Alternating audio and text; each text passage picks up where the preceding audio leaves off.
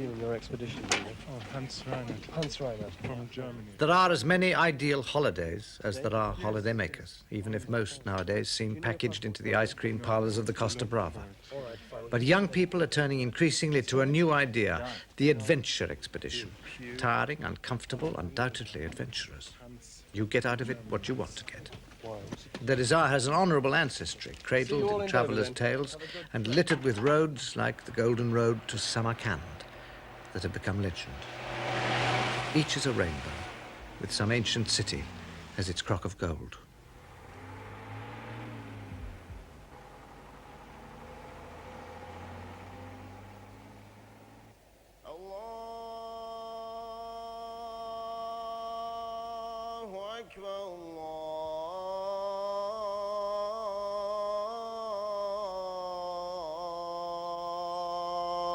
أكبر أشهد أن لا.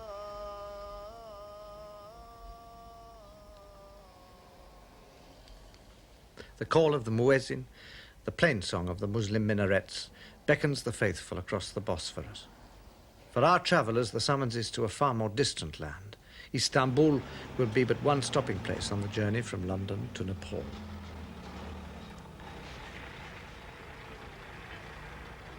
This expedition's leader is Mike Demon.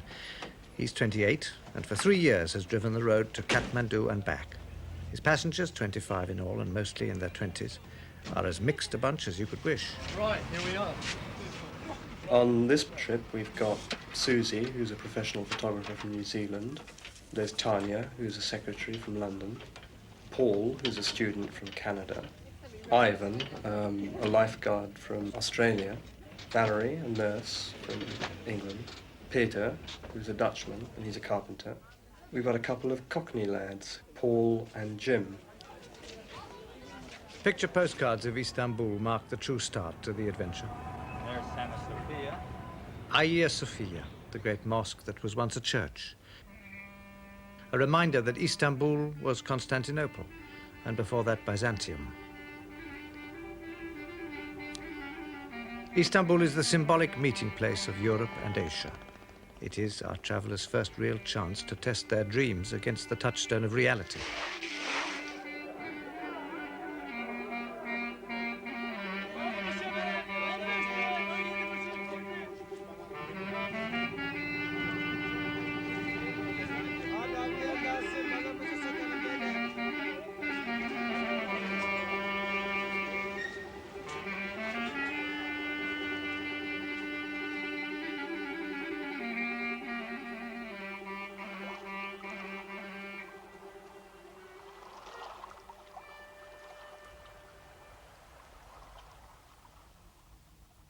From London to Kathmandu by air is 4,500 miles. By road, it is 11,000. The party will cross deserts, 3 major mountain chains, and a segment of the earth more touched by history than any other.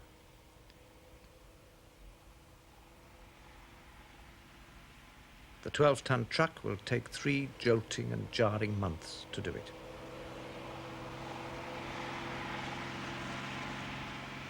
Inevitably, one wonders about the sort of man who will choose to lead such expeditions for a living, as Mike Demon has done.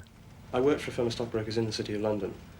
I was involved very much in doing investment analysis for mining stocks mainly, visiting companies that I would then write investment reports upon.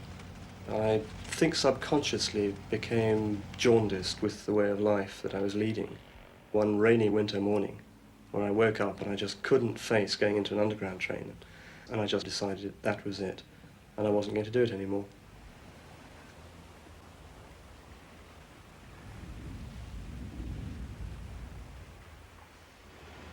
The southern coast of Turkey gives passengers their first feel of adventure.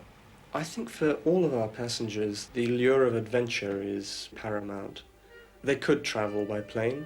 They could even travel in an air-conditioned coach. So there must be something that makes them choose to ride in the back of a truck.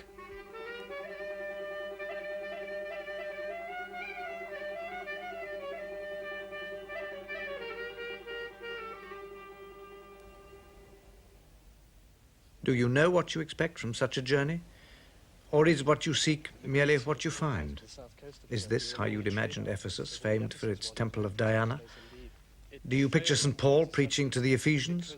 Or hear the furious voices of the city's craftsmen, angered by Paul's disdain of idols, meeting to protest in the theatre that could hold 25,000 of them? All the way along there, they would have had their sort of dressing rooms, administrative rooms and so on. And then there's a tunnel which goes through from those ruins you see there, right into the floor of the stage, and that's where the actors would have...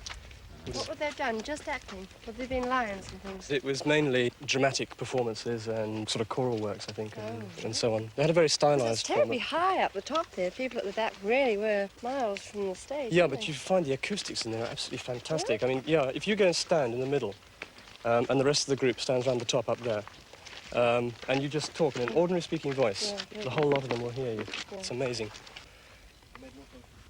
Some may see this stop as the journey's high point. Others may prefer what the next holds. That's the point about such an expedition. You never know. Where you can't stop, the passing images provoke their own imaginings. The Lycian rock tombs at Mara Demre must have intrigued the many crusaders who came this way. And they didn't have time to stop either.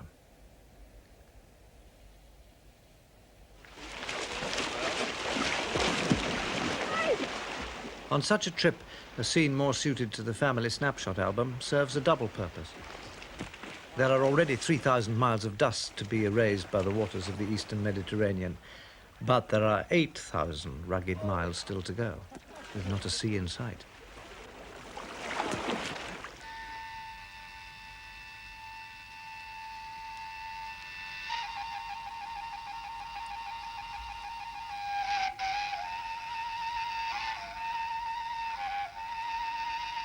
The first sight of the valleys of Cappadocia is what one might have expected from the surface of the moon.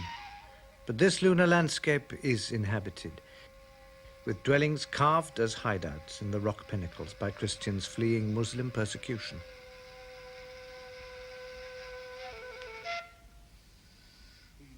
The Christians left their mark before the encroaching Muslim settlements finally drove them out.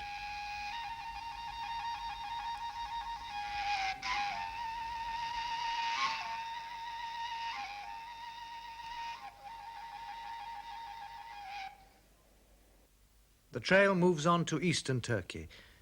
To the north, Mount Ararat, where Noah's Ark came to rest. To the south, Mesopotamia and the Garden of Eden.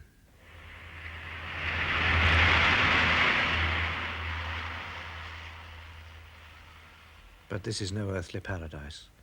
The climate runs to extremes, and the fiercest day can be overtaken by a frozen nightfall.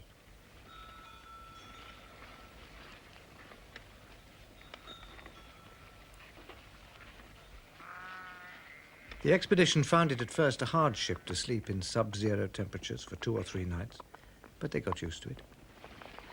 Gradually, you who travel become toughened. Remember, 700 years ago, Marco Polo came this way on his journey to the Great Khan, and he took 3 years about it.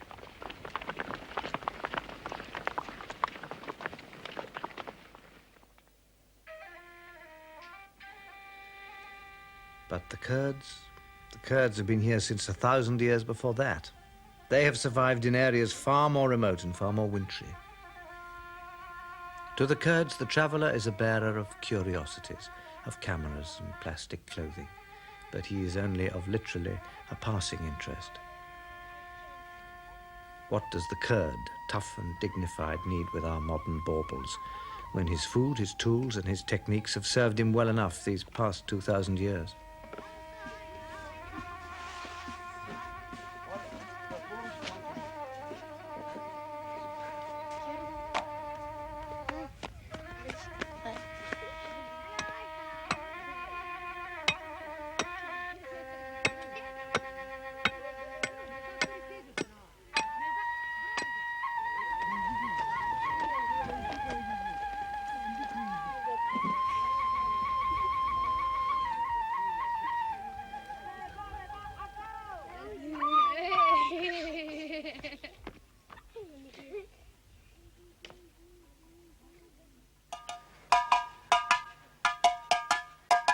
Wakey! Come on, you lot. Big hands on the 12, the little ones on the 6.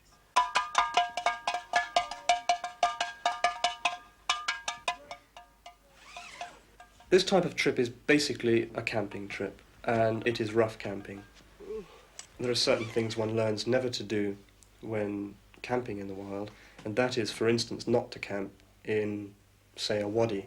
Even though it looks as if it hasn't rained for 2 centuries, a flash flood can take the whole lot away. Thank you. Can I have one soup, please? Oh, I admit I made it. Oh, I man. didn't. Any problems?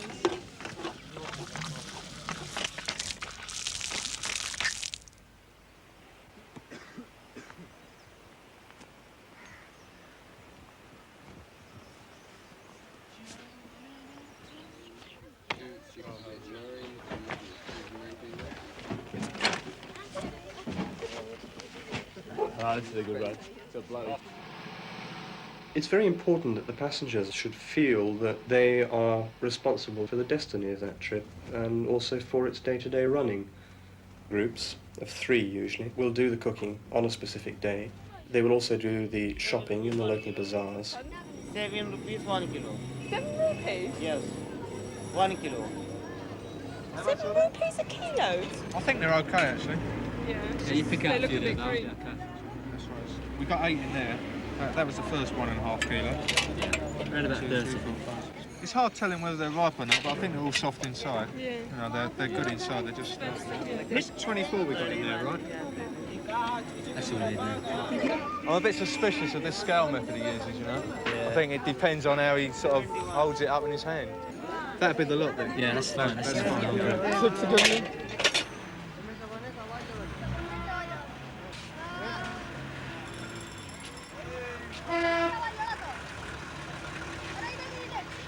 I love doing these, right? Start with 5 and if there's not enough, then please do the one. Yeah, it should be enough. I'm getting an average of about 12, 13 slices. See, the tomatoes have gone back to their normal shape after being more like plums before.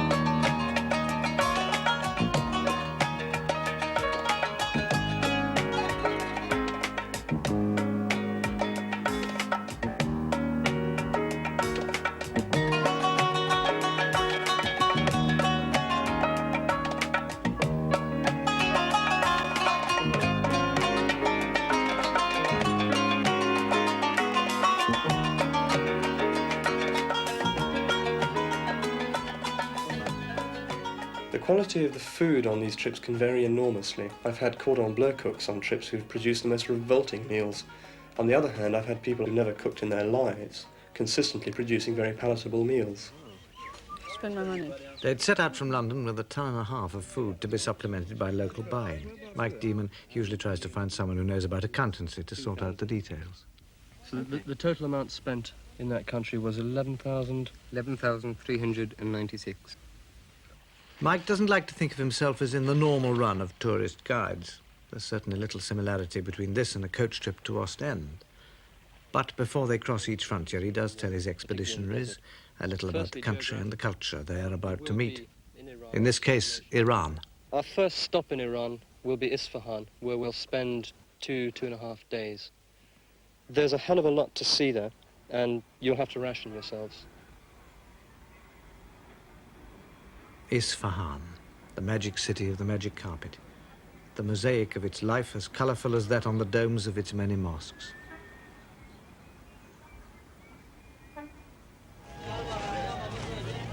The idea of the bazaar may have been romantic. The reality is simply what it is, the Persian marketplace.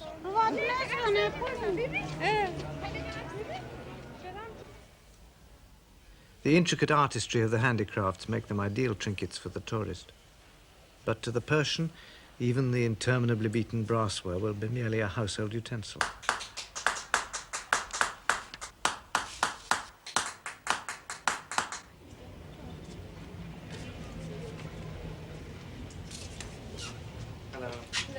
Welcome to Isfahan. These are all original paintings. These are by imagination. And we use the very nice matter from our literature, from Omar Khayyam. Omar Khayyam was a famous popular poet, and he has very nice stories about peaceful life. You know, these are all by imagination. We have no model. We read the literature, the story of Omar Khayyam, and we make the figures like this, the sketch, and then color. And the faces that we paint in our painting is not flat. It's just by detail, the shadow, the color in the face. Magnificent faces, just one by one, the color in the face. And the brush that we use is cat hair brush. It's very, very fine brush, just one hair on the top of my brush. So when I finish one painting, it takes 1 month, or some of them is more than 1 month, is 1 year. For instance, that seven Adventure of Rostam, that takes 1 year to paint. Where the artist needs inspiration, he need not stray far from his own front door.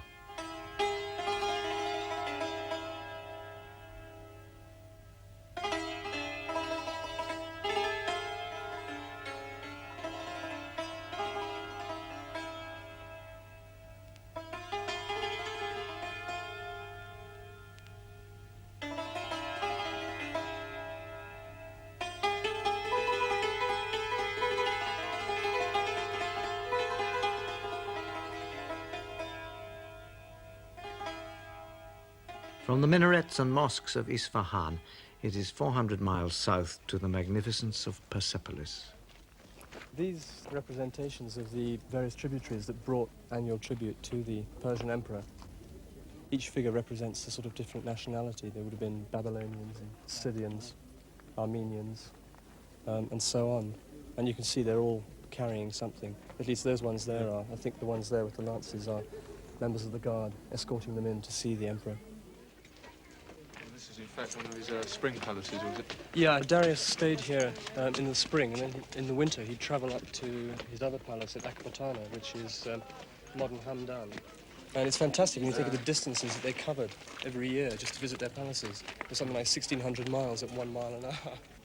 These ruins are known as the Throne of Jamshid. If you want their epitaph, look to Omar Khayyam.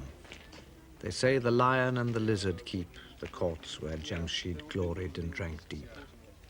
If Omar came this way, it was a hard coming, for he lived and died at Nishapur, and between here and there lies one of the world's great barriers. Then the only way of crossing the great Iranian desert was by camel. It took up to 3 weeks. Today, the expedition's truck will do it in 4 days. All right, we'll have a look at the oil baths. Yeah. Probably change the oil now. When we go into the desert, we'll have to check the oil regularly every day, and possibly... When I started in this game, my mechanical ability was virtually nil on the road. I now reckon that I could handle any problem on a diesel engine truck. Yeah, you have to check also every day when we're on dirt roads, various mountings.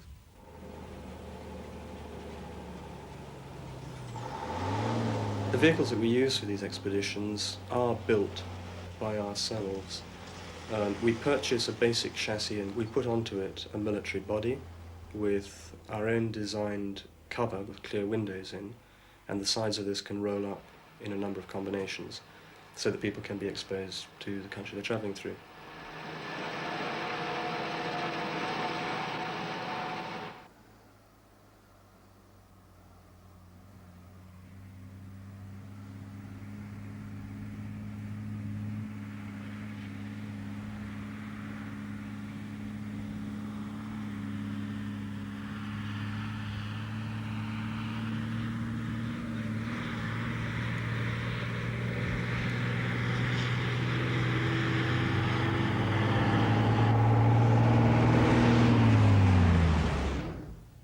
The intense heat turns the earth to dust and the dust to powder.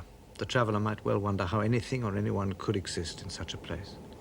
But man has furnished the desert with his own surprises.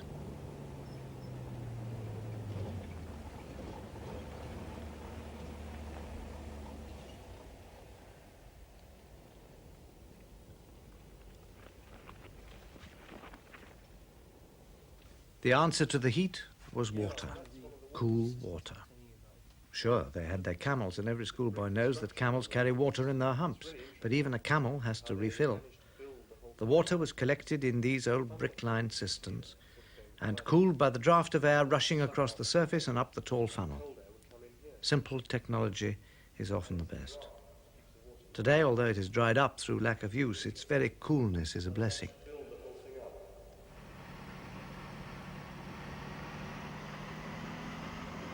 It is a short respite, a comma in the long sentence of the desert.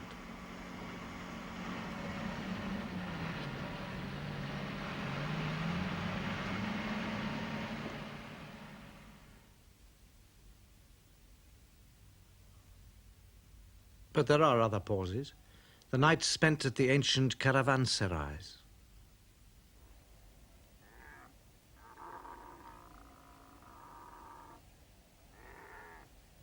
The caravanserais were spaced out across the desert at the distance a camel train could do in a day. Omar Khayyam knew of them too. Think in this battered caravanserai whose doorways are alternate night and day, how sultan after sultan with his pomp abode his hour or two and went his way.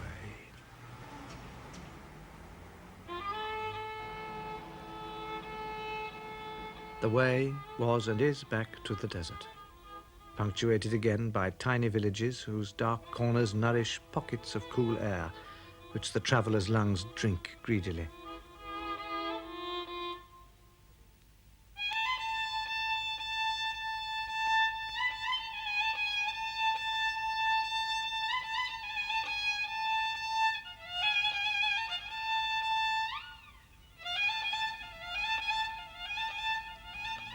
It is the fourth and last day of the desert. Ahead lies another border, another confrontation with another culture, another country.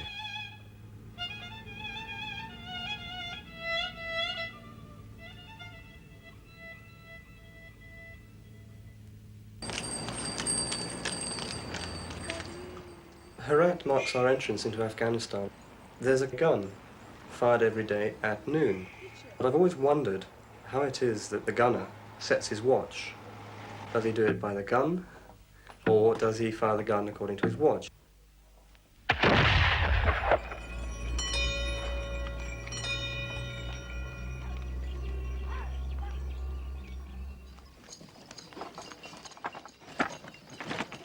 The realities of travelling in distant parts, I think undoubtedly have to be different from one's imaginings. To me, an Afghan was some figure from a woodblock print in a book about India. The reality of an Afghan was so beyond that, their strength of character which comes through in their most simple action. For the normal traveller, there is only one route through Afghanistan, the southern road, which is asphalted. There are two other possibilities, the central route, which goes high into the Hindu Kush, and the northern route. This was the one they decided to try. Keep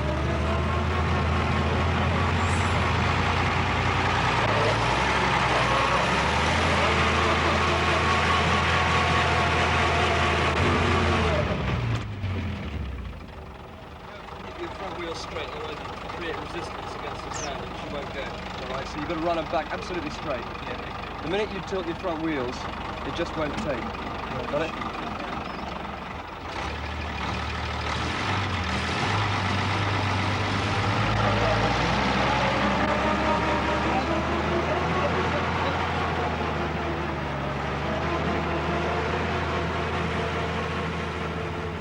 It has been said that to travel hopefully is a better thing than to arrive, and the true success is to labour.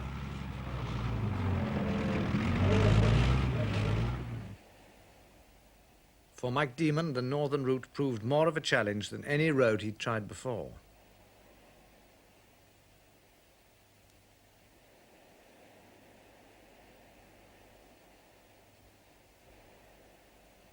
There are invariably hazards on this trip, physical hazards. These really involve the vehicle and the roads that we're travelling on. A large proportion of the trip is on dirt roads. A fair proportion of it is on tracks which would turn a hardened truckie's hair grey through mountain passes, rutted hairpin bends. One's driving ability is very taxed on this. You have to know exactly to the inch where all four wheels are, because it is possible to drop a wheel over the edge.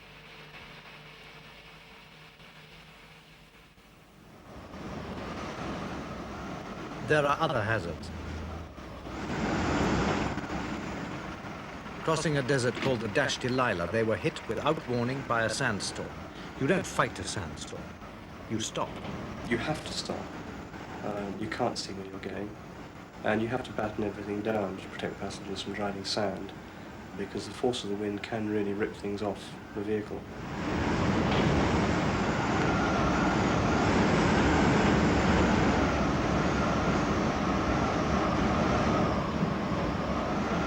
Attempt to get some kind of landmarks before the visibility went completely. The sand does obliterate your tracks, and you really can't tell where you are, where you've come from, and where you're going to.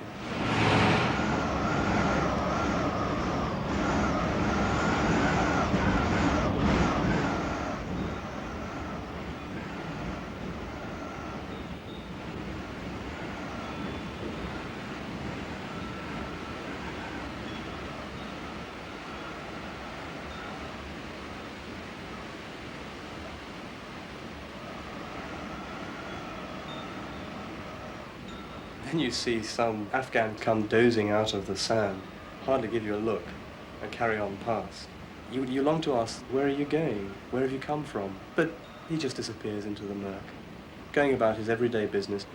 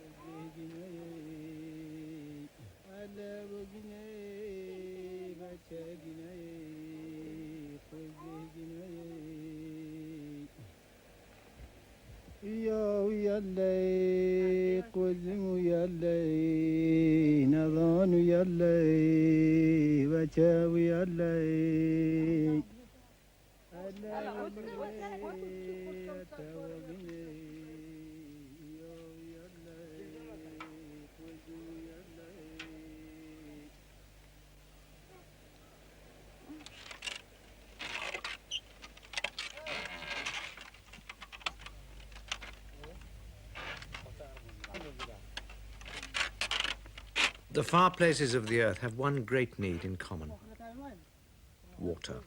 It is always the most precious of commodities, whether it comes by bucket or by tap.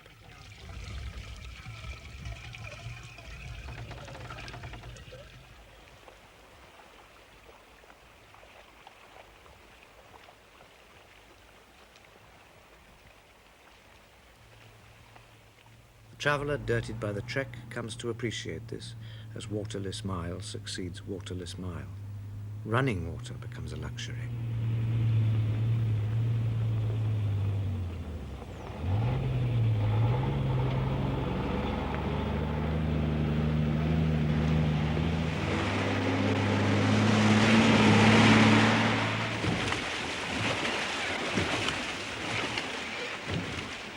To primitive economies, water is also a necessity. It is a power source that demands neither fuel nor feed. The shaft and cam and trip hammers may look crude as they pound the grain, but they're not vassal to the price of oil.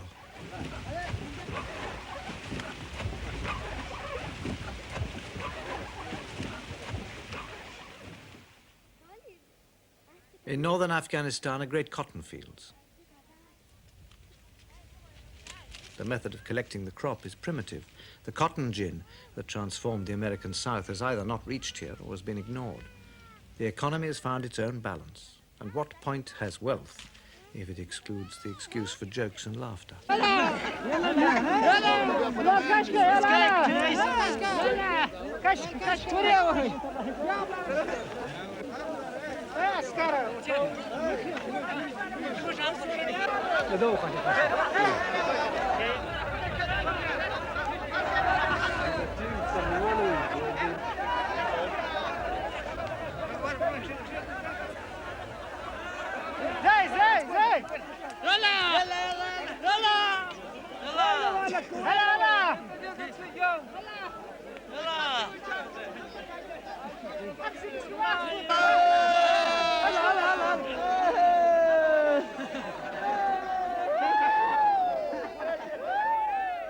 As if there weren't enough mountains, they make a mountain of the cotton.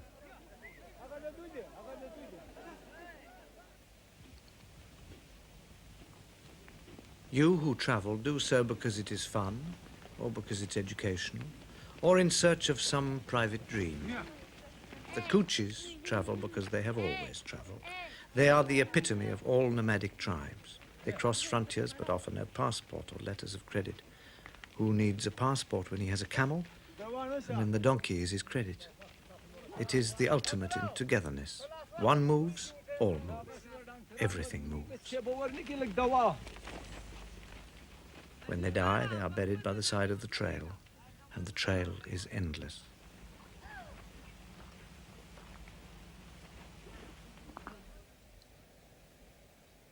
There was death here too at Bamiyan, where Genghis Khan's nephew fell in battle.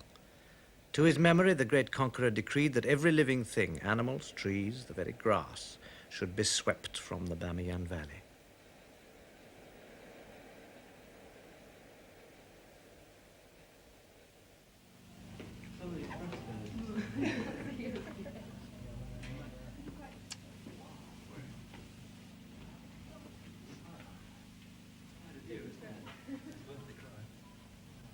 Once it was a stopping place on the old Silk Route from China to Damascus.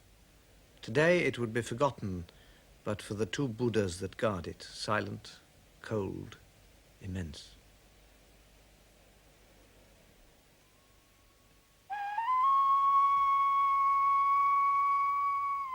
"50 miles from Bamiyan, in the center of the Hindu Kush, the 5 lakes of Bandi Amir lie 10,000 feet above sea level.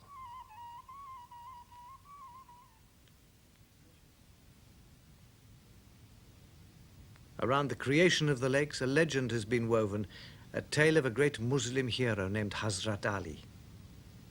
The story is that he had a great row with an infidel king called Baba, who at the time was attempting with 1,000 slaves to build a dam across this river, and he was failing. As a result of his contretemps with Ali, Ali lost his temper rather badly and gave a great kick to the mountain up there, and it fell down and dammed the river, and that dam was known as Bandi Haibat, or Dam of Ore. Ali then got his sword, his famous sword Zulfikar, out and smote another chunk of mountain out, and that was the Bandi Zulfikar, the Lake of Zulfikar. A nomad woman nearby who'd seen these mighty feats presented him with a cheese, which he then placed in the river, and that became known as the Lake of the Cheese, or the Bandi Pamir. Then right at the very end, the villagers were somewhat alarmed because their stream had completely dried up, and when Ali had heard of their fears, he merely scraped his 5 fingers across the top of the Bandi Haibat here, which is how you get the continuous flow of water all the way down into the stream.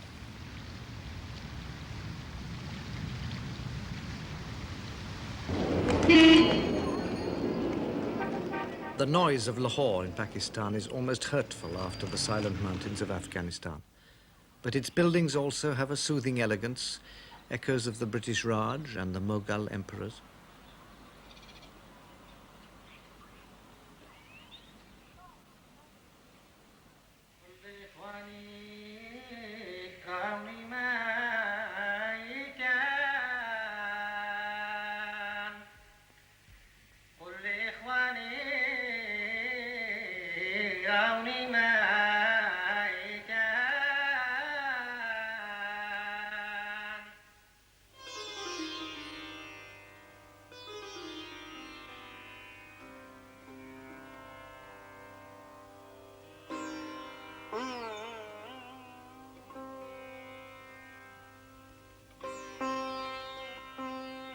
After 2 months of juddering journey across Asia, the traveller finds in Kashmir a longed-for calm.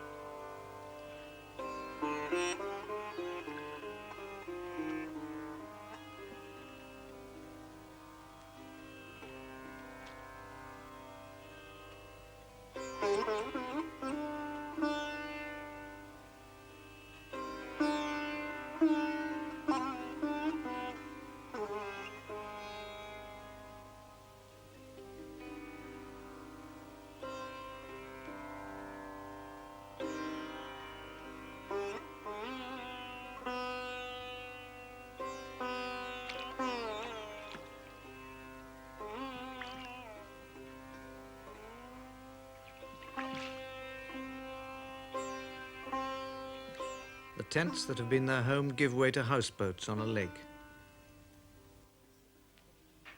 We're waited upon hand and foot, tea in bed in the mornings, afternoon tea. The food we get is excellent, either European or purely Kashmiri food. Is this saffron rice? It really is quite blissful to be able to sit at a table with white linen and to be waited upon. Went to a wood carving factory. Hello. Good ride on the Shikara? Yeah. It's very good, yeah. Peaceful. People do a lot of shopping, and all the traders come to the boats and trot out their goods and invariably sell, because they're very, very good salesmen. This is groovy and Groovy flowers, yeah? stupendous, Groovy magnificent, Stupendous. fantastic, very good smell. Good chocolate. This is peanut candy. See how much? This are about the 3 rupees each. Would that be honest? Too much. Not too much. We got them cheaper from the other place. Big size, it's not small size. Big banana. Do you want to go halves them? This is a long jacket for men. A fur for generation, which goes from mother to daughter. A possum, shallow coat. This is antelope. This is moolan, a moolan coat. This is wolf. This is Persian kitten. Yeah, I was explaining you something about the designing part of it. We transfer that whole design first onto the graph paper like this, make the full drawings of it, and that's all on scale.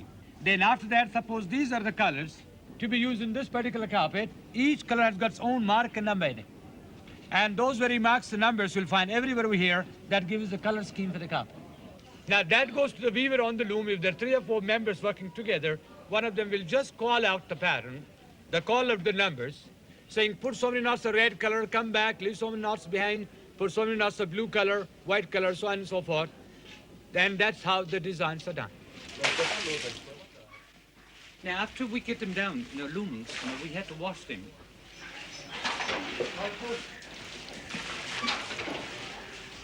And this is what they look like when they're all completed. Look at a couple like that one.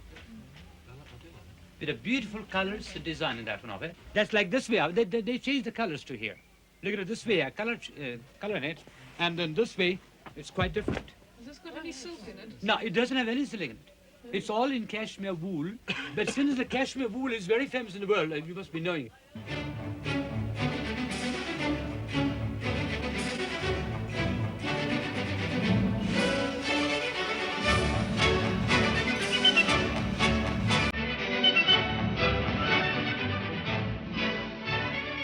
Many think of Delhi only as the capital of British India in the days of the Raj.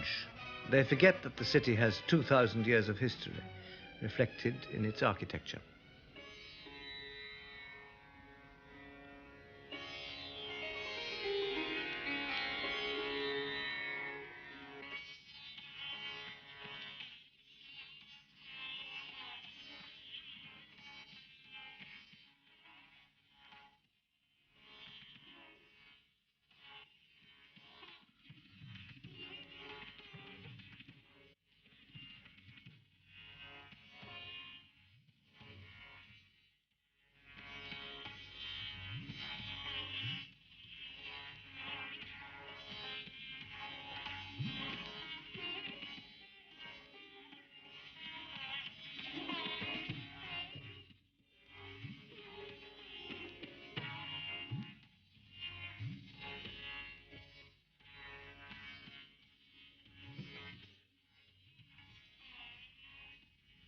The mere fact of being on the road brings its own realities.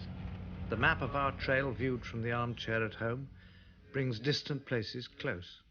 You remind yourself almost with surprise that there are another 1,000 miles from Delhi to Kathmandu.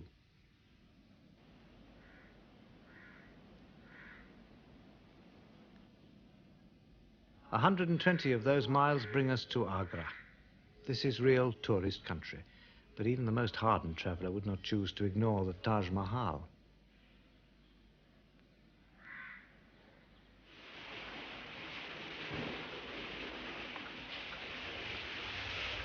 The mind of the traveller becomes sated with sight, sound, smell.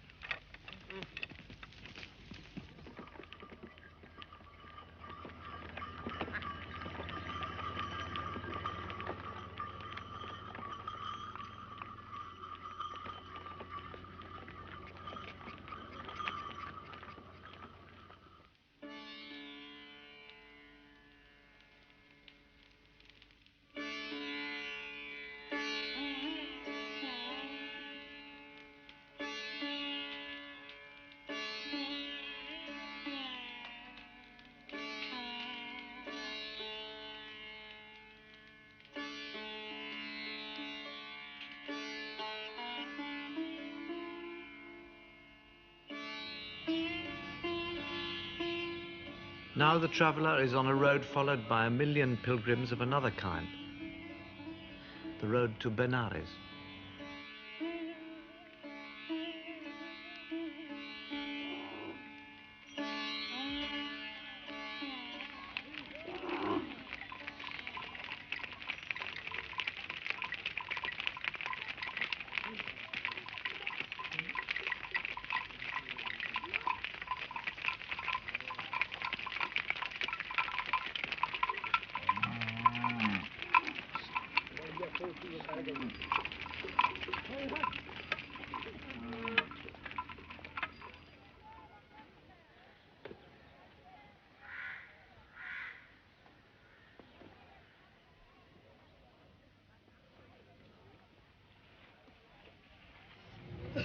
Benares is one of the world's holiest places of pilgrimage. Indians make their way here from all over the subcontinent.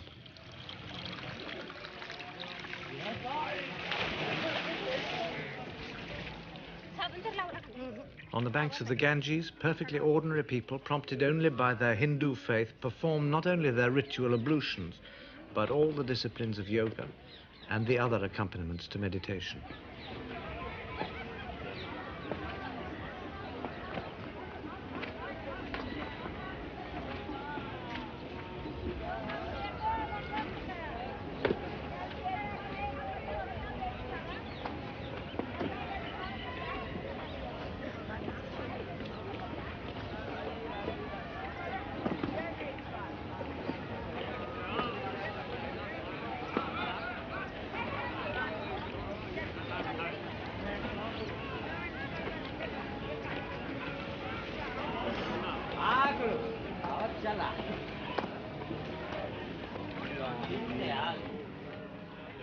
India is as crowded as one reads about. It is as hot as one reads about. But above all, it's a place of total and continuing pressure.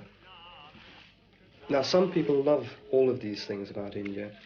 I personally can't take it for long periods of time, and it makes me long to get back up into the hills.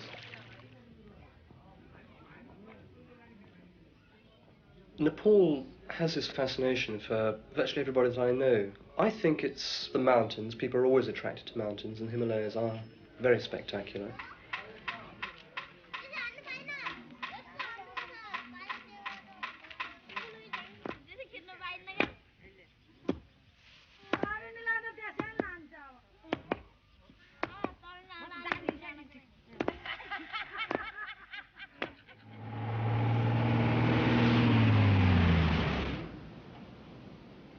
We have crossed our final frontier.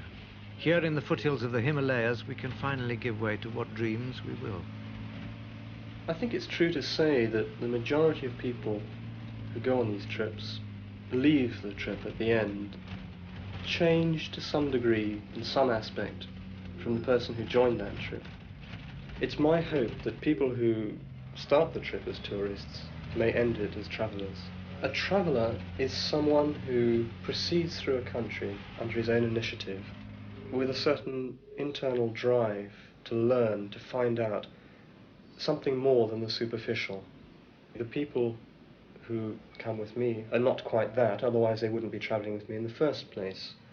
But equally, they need not be the sort of person who takes everything that they are told or read in a guidebook at face value. A traveller will question everything. He will not take anything for granted.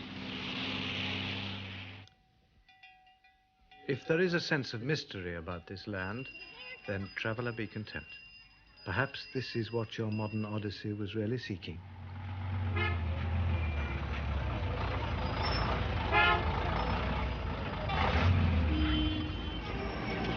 Righto, folks. There you go, Kathmandu. Journey's end. Journey's end.